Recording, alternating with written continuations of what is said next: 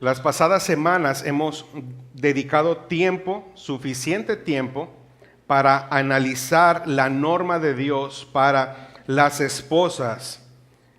Y creo que este es el momento que todas las esposas estaban esperando. El momento necesario para analizar la norma de Dios para los esposos. Es interesante que Pablo, cuando habla de la norma de Dios para las esposas, solo usa 3 versículos. Cuando Pablo se refiere a la norma de Dios para los esposos, emplea 9 versículos. Así que va a ser muy interesante cómo Pablo despliega todo esto que el Señor le ha concedido. Antes de abordar el mensaje, quiero que veamos las escenas preliminares de cómo llegamos a la norma de Dios para el varón. En Génesis capítulo 1 y Génesis capítulo 2, según Dios iba creando, consideraba lo que hacía y lo declaraba bueno. Sin embargo, cuando Dios crea a Adán, no se expresa de la misma manera. Él dice, no es bueno que el hombre esté solo. El hombre había sido creado para administrar y representar a Dios ante la creación. Sin embargo, Adán estaba incompleto para esta tarea. Y para remediar la soledad de Adán, esa incapacidad de Adán, Dios creó del hombre, de Adán, una ayuda idónea. Y cuando Adán ve a su mujer, la reacción de Adán es prácticamente una poesía.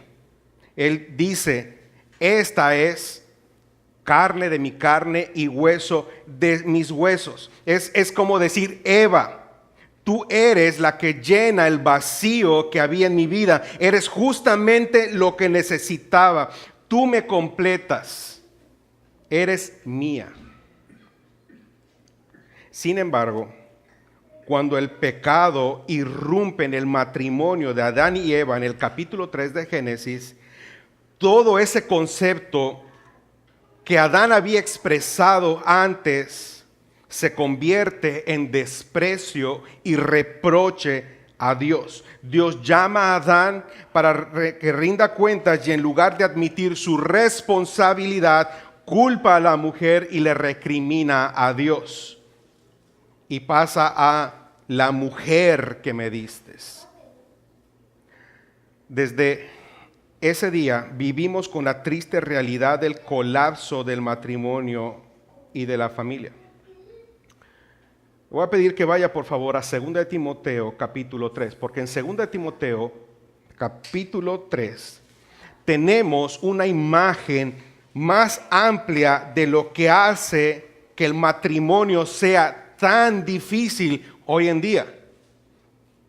Dice, también, Pablo hablando a Timoteo, también debes saber que en los últimos tiempos vendrán días difíciles, días peligrosos. Ahora, ¿cuál es la descripción de estos días difíciles, días peligrosos? Dice, los hombres serán egoístas, amantes del dinero, orgullosos y vanidosos, blasfemos, desobedientes a los padres, malagradecidos, impíos, sin cariño ni compasión, chismosos, sin dominio de sus pasiones, serán crueles y enemigos de todo lo bueno, serán traidores y atrevidos, llenos de vanidad y buscarán que sus propios placeres en vez de buscar a Dios. Esta es la versión Dios habla hoy.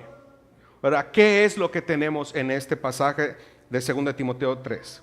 Personas que se aman a sí mismas, personas que aman el dinero, que son arrogantes, personas que no aman a Dios y han aborrecido todo lo establecido por Dios, personas con dificultades para tener relaciones sólidas, personas carentes de amor y que están involucrados en amor y satisfacción o gratificación personal nada más.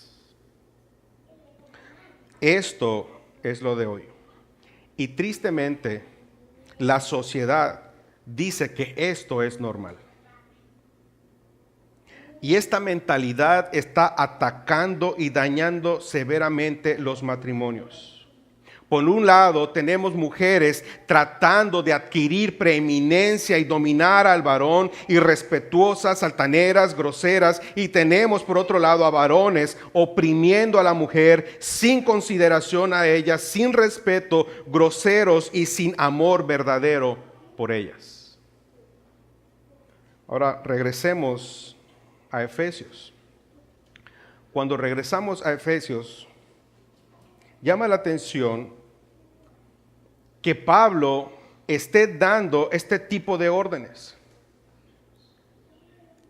Y la atención es porque esto implica que los cristianos en Éfeso estaban involucrados en las normas que la sociedad, la cultura y los patrones de pensamiento dictaban para el matrimonio y la familia. Y es muy posible que estaban trayendo todo esto a la iglesia. Entonces, conforme Pablo desarrolla el propósito de Dios para el matrimonio y la familia, en el versículo 18 del capítulo 5 dice claramente que debemos ser llenos del Espíritu, ser controlados por el Espíritu. Fuera de ese llamado no hay esperanza para el matrimonio. Para que las esposas y los esposos sean lo que Dios quiere que sean. Para que las esposas y los esposos se sometan unos a otros, como dice el versículo 21, necesitan ser controlados por el Espíritu Santo. Fuera del control del Espíritu Santo, los matrimonios están condenados a la maldición. Solo los verdaderos cristianos de verdad tienen las reales posibilidades de tener este tipo de relación satisfactoria. De ahí llegamos a nuestro pasaje donde la norma de Dios para el esposo es presentada. El deber del esposo es amar a su mujer, eso dice la palabra de Dios. Ahora note por favor que no llama al hombre a dominarla o a sujetarla. ¿Por qué? Porque el varón ya tiene esa tendencia. En su naturaleza caída, él tiene esta tendencia de querer dominar, sujetar, esclavizar a la mujer. El deber del esposo es amar a su esposa. Ahora permítame darle un poco del contexto respecto del matrimonio en aquellos días. El matrimonio, tanto en la cultura griega como en la cultura romana, era uno de los momentos más importantes en la vida de un ser humano. ¿Por qué? Porque esto implicaba un cambio en la posición social.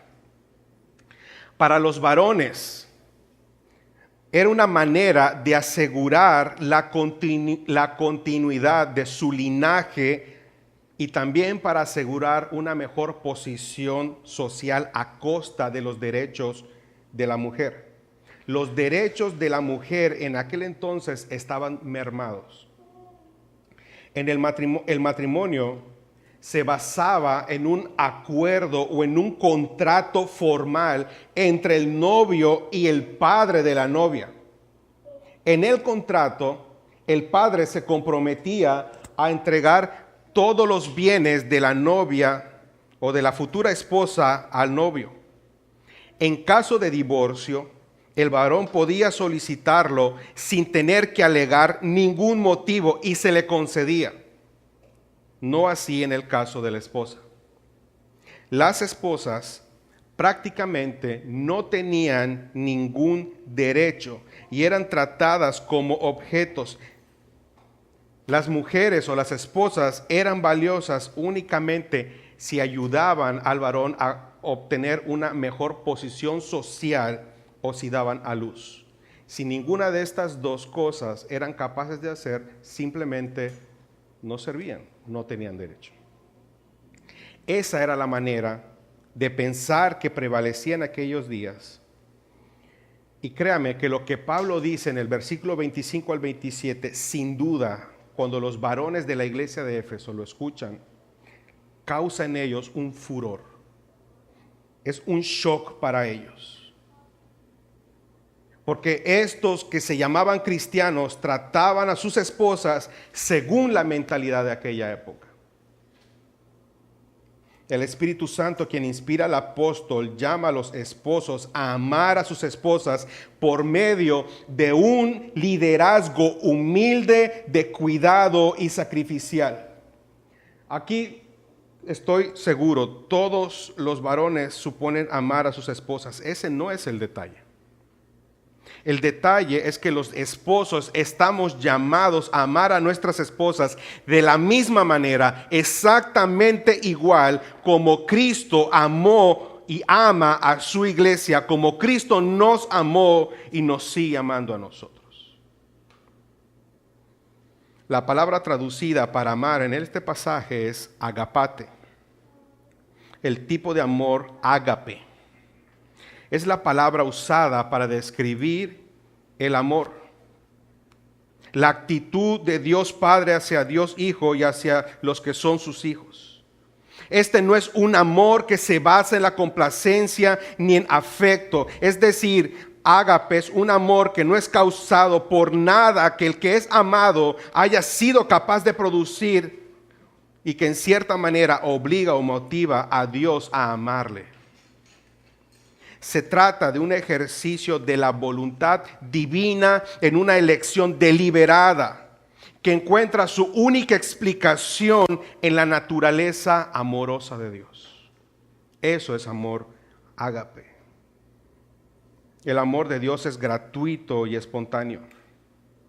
La única razón de que Dios ame a alguien reside únicamente en su voluntad soberana.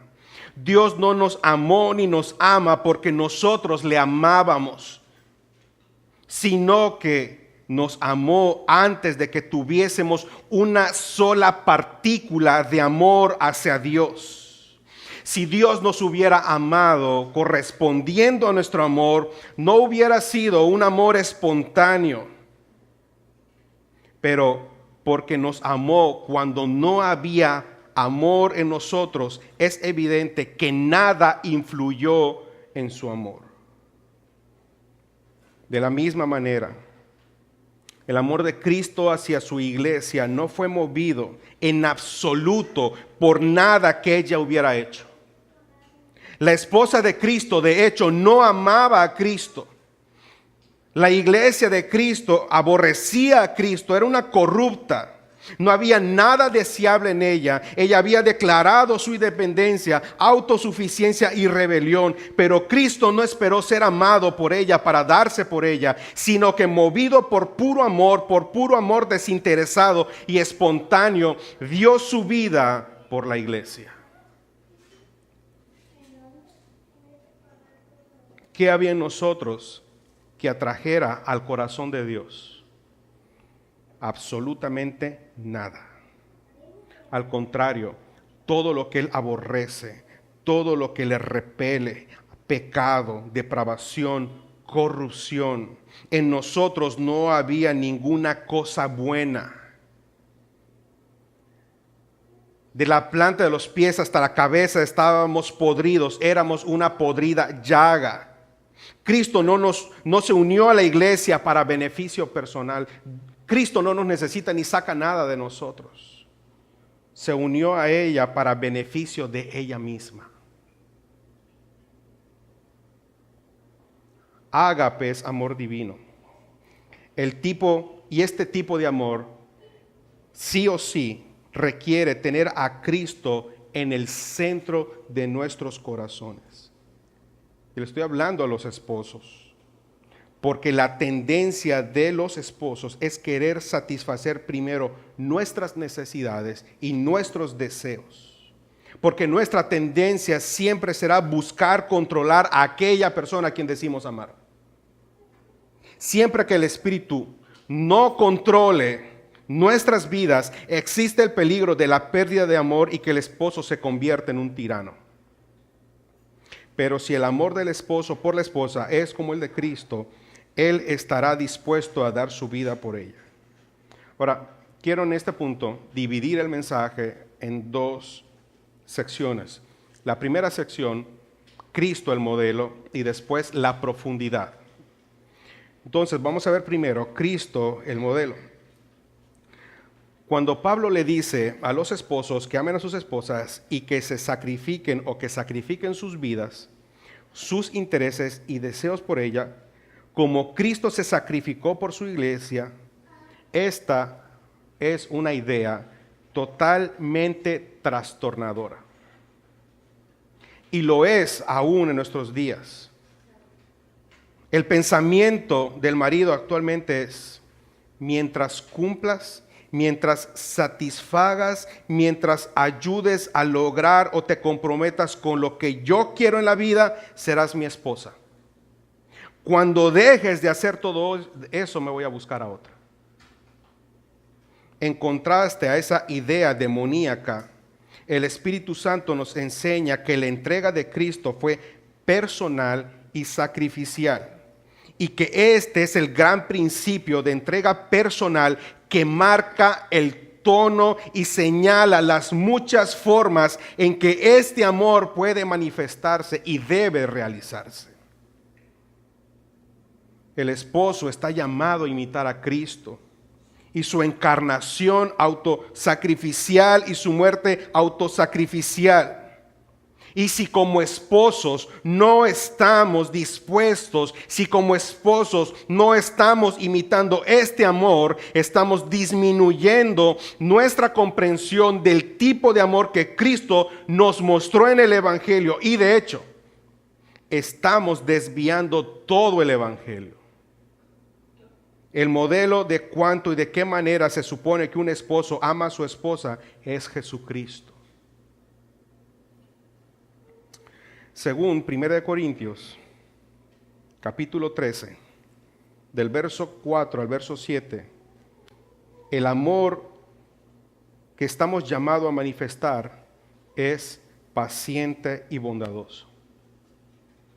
Según de Pedro 3:9 dice que el Señor no retarda su promesa, según algunos la tienen por tardanza, sino que es paciente para con nosotros, no queriendo que ninguno perezca, sino que todos procedan al arrepentimiento. Si el amor de Dios está en nosotros, seremos pacientes y bondadosos cuando nuestras esposas nos lastiman. Cuando somos ofendidos, es fácil poder abusar de la autoridad que Dios nos ha dado y abusar de la fragilidad de nuestras esposas para tomar cierto tipo de venganza. Pero un esposo que está lleno del Espíritu Santo no lo hará, no por no poder, sino por amor a Dios y por amor a su esposa. Este amor no es envidioso ni presumido, no hace nada indebido, no busca lo suyo. No es egoísta, no es arrogante, no está enfocado en sí mismo, no se irrita. ¿Y quién no se irrita de nosotros? Pero aquí el peligro es que cuando nos irritamos, dejamos de amar. Perdemos los estribos y podemos llegar al punto del rencor. El amor al que estamos llamados no se alegra de la injusticia, se goza en la verdad, todo lo sufre, todo lo cree, todo lo espera y todo lo soporta. Es un amor que nunca deja de existir. Satanás sabe que el matrimonio es una imagen del Evangelio. Él sabe que el matrimonio es importante y por lo tanto lo va a atacar al igual que ataca el Evangelio. De tal manera que debemos entender que los matrimonios es donde se resguarda las verdades del Evangelio, donde se viven las verdades del Evangelio. El matrimonio en Génesis, en la creación, es la culminación del regalo de Dios para los hombres. Y Satanás odia eso. Y Satanás hace todo lo que puede para destruirlo. Después de la caída, Eva ya no está sumisa a Adán y Adán ya no está dispuesto a dar su vida por Eva. Nuestra cultura nos dice que debemos luchar, que debemos preferir los derechos individuales por encima de los derechos de los demás. Pero las Escrituras nos dicen que debemos entregar nuestras vidas el uno por el otro, que se supone que debemos tratarnos unos a otros como si fuesen más importantes de lo que somos. Y estas verdades son las verdades que deberían ser vistas en un matrimonio, ya no digamos cristiano, en un matrimonio bíblico. Filipenses capítulo 2, verso 4. Pablo está llamando a la unidad de la iglesia de Filipos y da una serie de principios para mantener la unidad de la iglesia. Y dice Filipenses 2, 4, no mirando cada uno por lo suyo propio, sino cada cual también, es decir, igual, con la misma intención, con la misma fuerza, con la misma motivación, con la misma preocupación por lo de los otros. Este principio de unidad es también una verdad que debería ser vista en el matrimonio bíblico. En un matrimonio bíblico, el hogar debe ser un lugar seguro, un lugar acogedor y de confianza. No debe ser un lugar donde el esposo o la esposa se quieran imponer. Debe ser un lugar donde se nos anime a confiar más en Cristo y confiar menos en nosotros mismos. A amar más de lo que nos amamos a nosotros mismos. Debe ser un lugar donde no haya lugar para la amargura y la discriminación. Amados, amar como Cristo. Esto es un principio para todo cristiano, no exclusivo de los esposos. Esto es un principio para todo cristiano. Amar como Cristo es evidencia de ser hijos de Dios. Amar como Cristo es evidencia de ser lleno del Espíritu Santo. Quien no ama, quien no procura amar así, sabiendo que ese es el modelo de amor que debemos procurar, está en abierta rebelión contra Dios y vitupera el nombre de Cristo. Amar como Cristo involucra estar más ocupados en lo que podemos hacer, en lo que podemos ofrecer o dar por los demás, en lo que los demás puedan o deban hacer por mí o por nosotros, o en lo que recibimos o no. Quien no ama así está dejando que la amargura eche raíz en su vida, y eso afectará su matrimonio, su familia y afectará su iglesia. Y esto alienta únicamente la queja, la amargura. Esposos, no debemos alentar las quejas, no debemos alentar la amargura ni nada por el estilo, sino más bien alentar el amor, alentar el respeto. Por favor, pase conmigo a 1 de Pedro, capítulo 3, verso 7.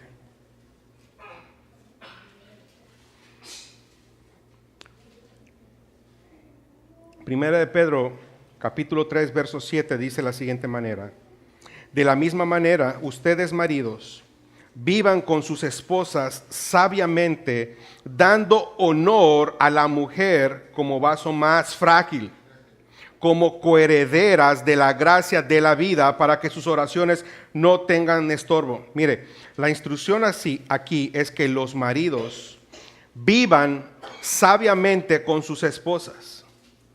Esto de vivir sabiamente con sus esposas quiere decir que entiendan la voluntad de Dios, que entiendan que la esposa es un regalo y bendición de Dios y ella merece honor. Repito, la instrucción aquí de que los maridos vivan sabiamente con sus esposas quiere decir que deben entender que la voluntad de Dios es que comprendan que la esposa es un regalo y bendición de Dios y ella merece honor. De manera que esa sabiduría se traduce o implica consideración. Y esta palabra consideración habla de ser sensibles a las necesidades más profundas de la esposa. Como cabeza, como origen, como fuente de su esposa, el esposo debe nutrirla, amarla, cuidarla, protegerla, estimarla, valorarla, ser sensible respecto a sus intereses, miedos, sueños, necesidades, logros, ideas, consejos y sugerencias. Un esposo que no esté haciendo esto, que no esté involucrado haciendo esto, no está amando como Cristo y está vituperando el Evangelio. Déjame preguntarles, varones esposos, ¿conoce usted las necesidades de su esposa? Y me estoy refiriendo, no si necesita zapatos o necesita unos lentes. Estoy hablando de sus necesidades y deseos más profundos.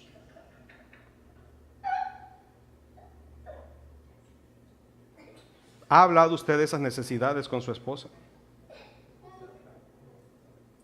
¿Le ha preguntado qué puede o debe usted mejorar para ser la clase de esposo que ella necesita y que glorifique a Dios? ¿O simplemente es de usar la palabra de Dios y esto es lo que dice y tú tienes que hacer esto y esto y esto y no hay ningún interés más que en que ella satisfaga mis deseos?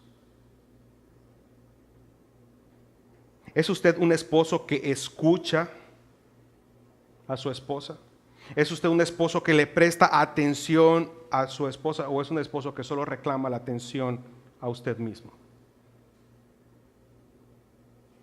¿Es usted un esposo que conoce lo profundo del corazón de su esposa y responde voluntariamente y espontáneamente a esa necesidad?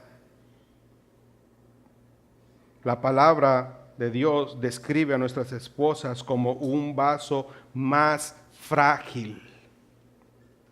Y frágil no significa débil intelectualmente, sino débil, o puede implicar ser débil espiritual, física y emocionalmente. Entonces, por diseño divino, una esposa debe ser el objeto especial del amor y el cuidado de su esposo. Ella está bajo su autoridad y protección. Al Dios hacer al hombre más fuerte, Dios capacitó al esposo para que pueda proteger y proveer a su esposa. ¿Y qué tenemos hoy? El esposo ni siquiera le abre la puerta a su esposa.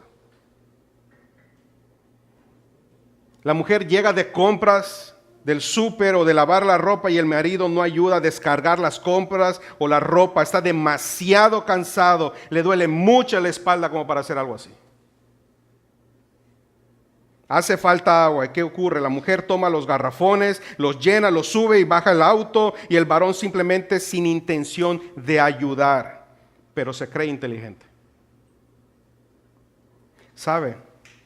Eso no es propio de un esposo que dice amar a su esposa. Eso no es propio de un esposo, un varón civilizado. Eso es propio de un troglodita, de un machista que no asume su rol y que menosprecia el que su esposa deba ser el objeto especial de amor, cuidado y sacrificio.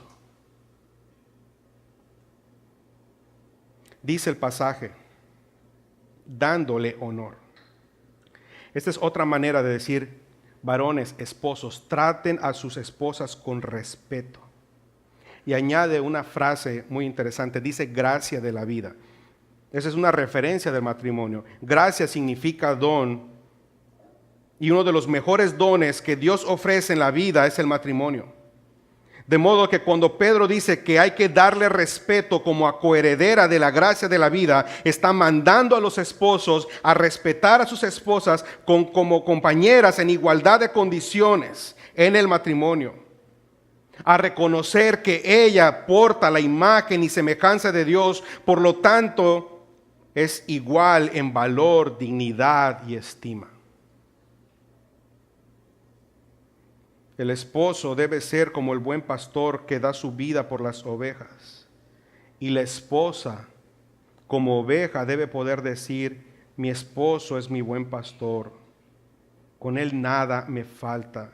Conforta mi alma. Me guía por las sendas de la justicia por amor. Y aunque pase por el más oscuro de los valles, no temo. Su amor y bondad me acompañan a lo largo de mis días.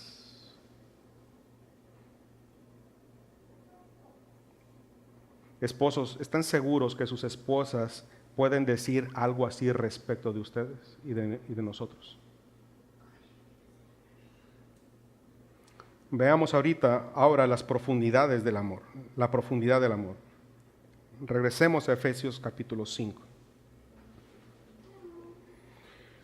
Hablar acerca de cómo los maridos debemos amar a nuestras esposas, amando como Cristo amó a la iglesia. Estamos tocando el punto más profundo. Cuando el pasaje nos dice de Cristo que se entregó a sí mismo por ella.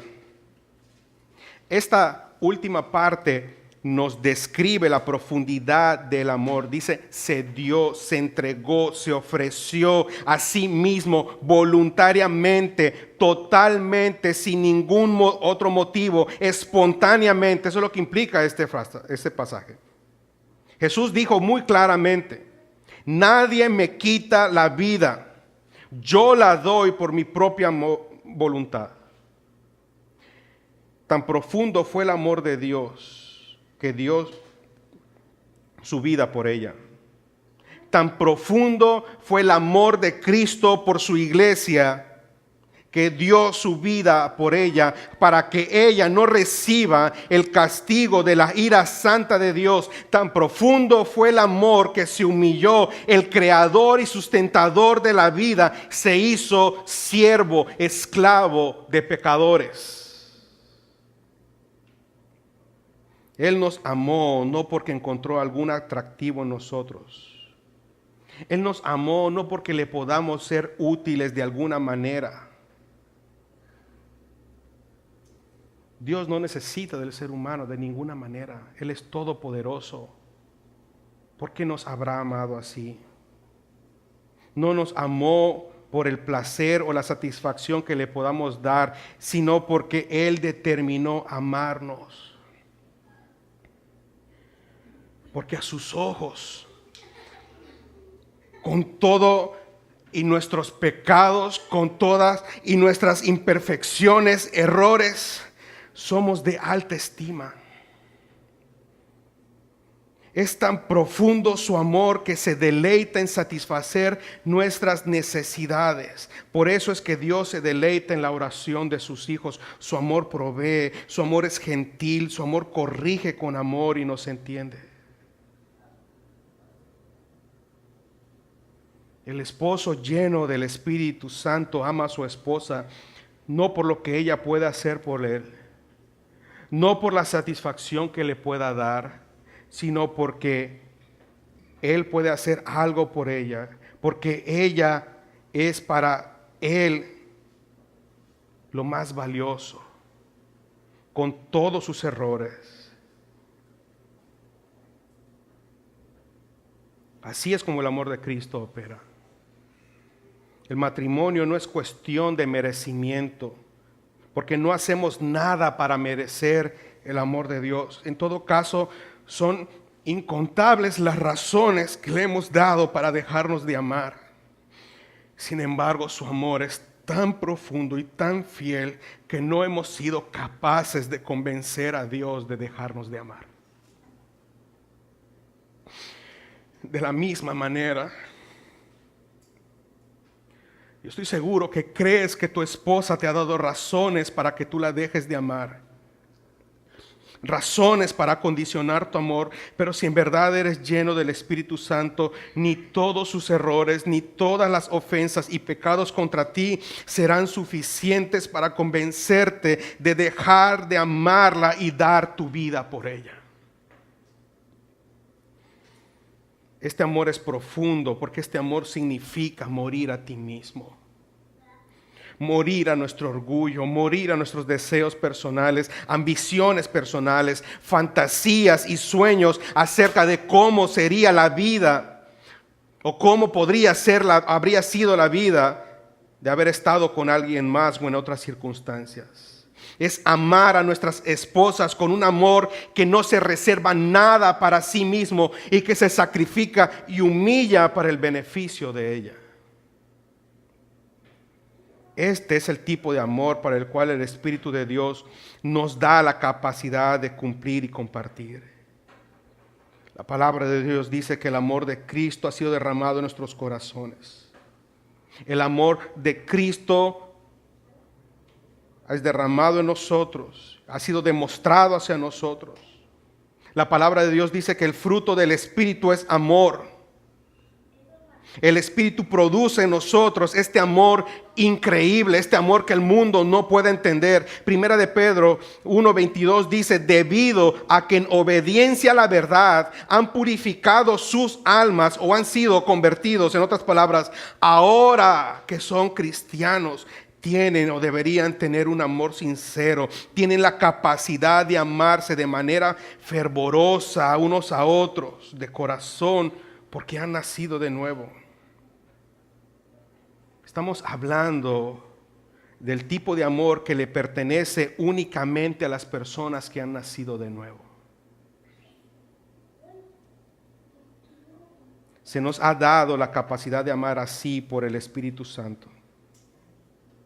Debido a que hemos sido y estamos siendo transformados y hemos nacido de nuevo, el Espíritu de Dios ha venido a nosotros, hemos recibido el fruto del Espíritu, el cual es amor, y podemos compartir y debemos compartir ese amor.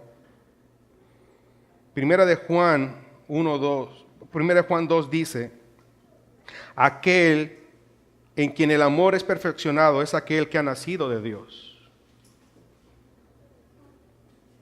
¿Y sabe algo verdaderamente hermoso de Cristo? Es que Él no lleva un registro de las cosas malas que le hacen. Y le diré algo. Si hay algo con un enorme potencial de destruir familias y matrimonios, es la falta de perdón. Cada vez que alguien no perdona, está levantando un muro que comienza a separar a las dos personas. Le aseguro, nada es más importante en su matrimonio que el perdón. Y estamos hablando de un perdón completo, instantáneo, espontáneo, de tal manera que nunca más se vuelve a mencionar aquella ofensa contra aquella persona. Ese es el verdadero amor. Todos hemos fallado en este sentido. Decimos perdonar, pero apenas nos hacen algo, sacamos lo que ocurrió hace un mes, 2 meses, 1 año, 3 años, 4 años. Ese no es un amor completo. Sigue ese muro ahí, potencialmente con la capacidad de dividir. Cuando viene la persona a pedirnos perdón, queremos condicionar el perdón si esta persona hace esto, aquello. De tal manera que yo quiero que venga y me pida perdón como yo quiero recibir. Y no es así. Al perdonar, nos negamos a acumular las actitudes de amargura y venganza que destruyen una relación. Cuando un esposo está lleno del Espíritu, cuando está tan lleno de gozo y gratitud a Dios por todo lo que Cristo ha hecho, y cuando él ama a su esposa como a sí mismo, él va a sacrificarse por ella y su autoridad va a ser humilde, con mansedumbre. Negarnos a nosotros mismos nos libra de ser ofensivos, de ser vengativos, de ser esposos hostiles, de llevar una lista de cosas que se cometen en contra nuestra. Cuando ella lo malinterpreta a usted o cuando sus deseos no le parecen interesantes a ella. Cuando su consejo como esposo no es considerado. cuando sus opiniones son ridiculizadas, cuando usted como esposo es abusado, cuando usted es maltratado, malentendido y se rehúsa a permitir que el enojo emane en su corazón o inclusive a defenderse o aprovecharse de su posición como cabeza, eso es morir a uno mismo. Cuando crecemos en la manera amorosa, paciente, de tolerar cualquier interrupción, cualquier irregularidad, cualquier molestia, cuando usted puede estar cara a cara con la necedad y la desconsideración y soportarlo como Jesús lo soportó, eso es morir a uno mismo. Cuando podemos recibir corrección y reprensión de nuestras esposas y someternos humildemente, tanto interna como externamente, y no sentir rebelión, y no sentir hostilidad, y no tener resentimiento, eso es morir a uno mismo. Eso es lo que hace la cabeza. Eso es lo que nos hace la autoridad que Dios quiere que seamos en el hogar. La profundidad con la que debemos amar a nuestras esposas es la profundidad con la que Cristo amó a la iglesia. No es fácil, especialmente si usted es una persona que confía en sí misma, una persona autosuficiente, una persona inteligente, una persona sabia, una persona que todo mundo respeta fuera de casa. El negarse constantemente a usted mismo es un desafío espiritual grande, pero eso es exactamente a lo que Dios nos llama. Este amor es tan profundo que es un amor purificador. Ve el versículo 26. Dice, para santificarla, habiéndola purificado en el lavamiento del agua por la palabra, a fin de presentársela a sí mismo, una iglesia gloriosa, que no tuviese mancha, ni arruga, ni cosa semejante, sino que fuese santa y sin mancha. Cristo amó a su iglesia con un amor sacrificial y con un amor purificador. Él ama a su iglesia lo suficiente como para limpiarla. Él ama a su iglesia lo suficiente como para presentarla sin arruga, ni mancha o algo semejante, sino santa e irreprensible. Él busca la pureza de la iglesia, de su esposa. La palabra en el versículo 27, gloriosa o en toda su gloria, viene de la palabra endoxón. Esto es, en todo su hermoso esplendor. Lucas 7:25 lo traduce como vestida de manera hermosa, es decir, como si fuese una reina. Como si fuese una reina. Cuando Cristo toma a su iglesia para que sea su esposa, entrega su vida y después Él busca la pureza de su iglesia. Cristo es el purificador de la iglesia. Y es así como debemos ser hacia nuestras esposas. Debemos hacer todo lo que podamos hacer para guiarlas a la santidad y a la pureza. Esposo, lo mejor que puedes hacer por tu esposa es exponerla a la palabra de Dios, para que la esté oyendo, para que sea limpiada de manera diaria, rutinaria. Dios quiere purificar a los suyos y un marido debe desear el purificar a su esposa. ¿Cómo lo hace? Al exponerla de manera constante a la palabra de Dios. Usted es el profeta de su hogar. Usted es el profeta sobre su esposa e hijos. Usted debe traerla bajo la palabra de Dios para que ella le escuche, para que ella sea limpiada, para que ella sea purificada. Juan 17:17, santifícalos en tu verdad, tu palabra es la verdad. Debemos asegurarnos de no guiarlas a pecar. Nunca le exponga a ninguna iniquidad. No le exponga a cosas que la van a tentar. No le exponga a una forma de entretenimiento que la va a exponer a sentimientos o imágenes pecaminosas. No la irrite, no la amargue de tal manera que ella caiga en la tentación de enojarse. No compare a su esposa. Si usted busca la pureza de ella, si usted busca la santidad de ella, si usted busca que ella sea santa y sin mancha y sin arruga, que sea santa, limpia y irreprensible, entonces usted nunca la va a llevar a algo que produzca iniquidad. Usted nunca la va a exponer a algo que va a producir una fuerte tentación. Por otro lado, usted la va a exponer de manera constante a la palabra. Y una manera de hacerlos es estando aquí, congregándose para oír la palabra de Dios y que ella esté con usted. Asegúrese de darle la oportunidad de estar involucrada en algún tipo de estudio o discipulado o siendo desafiada por libros. Asegúrese de alentar esas cosas en su vida. Comparta con ella la comprensión de las verdades de la palabra. Indúzcala a compartir con usted lo que ella está adquiriendo de la palabra de Dios. Ore por ella, ore con ella. Procuren meditar la palabra juntos eventualmente. El matrimonio debe ser una experiencia purificadora. Amén. De hecho, si usted realmente ama a su esposa, usted va a odiar cualquier cosa que pretenda contaminar a su esposa. Cualquier cosa que le robe la pureza de ella se va a volver un enemigo para usted. Cualquier supuesto amor que expone a un cónyuge a la impiedad es un amor falso. Hebreos 12, versículos 5 al 10 nos dice que el Señor al que ama disciplina. Y marido, si usted es lleno del Espíritu Santo, usted procurará la purificación de su esposa. Y eso, sepa, podría significar confrontación. Podría significar cierta disciplina, pero ciertamente significa que usted la protege de la tentación y le expone a la influencia purificadora de la verdad de la palabra de Dios. Ya quiero ir cerrando. Pablo se dio cuenta que al Dios instruir el primer matrimonio de la historia de la humanidad, Dios ya tenía en mente a Cristo y a su iglesia.